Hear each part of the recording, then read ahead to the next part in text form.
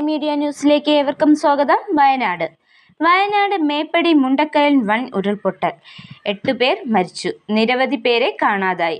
ചൊവ്വാഴ്ച പുലർച്ചെ 2:30യോടെയാണ് മുണ്ടക്കയിൽ ഉരുൾപൊട്ടിയത്. മണ്ണിടിച്ചിലും മലവെള്ളപ്പാച്ചിലിലും പല സ്ഥലങ്ങളും ഒറ്റപ്പെട്ടു. നിരവധി പേർക്ക് പരിക്കേറ്റതായാണ് വിവരം.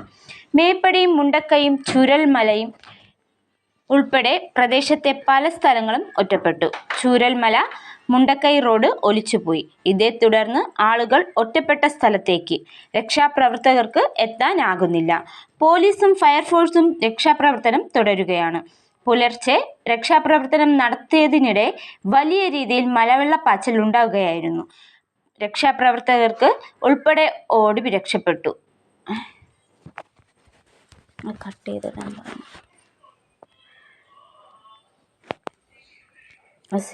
രക്ഷാപ്രവർത്തകർ ഉൾപ്പെടെ ഓടി രക്ഷപ്പെട്ടു. നിരവധി വാഹനങ്ങൾ ഒഴുകിപ്പോയി. വീടുകളിലും വെള്ളവും ചെളിയും കയറി.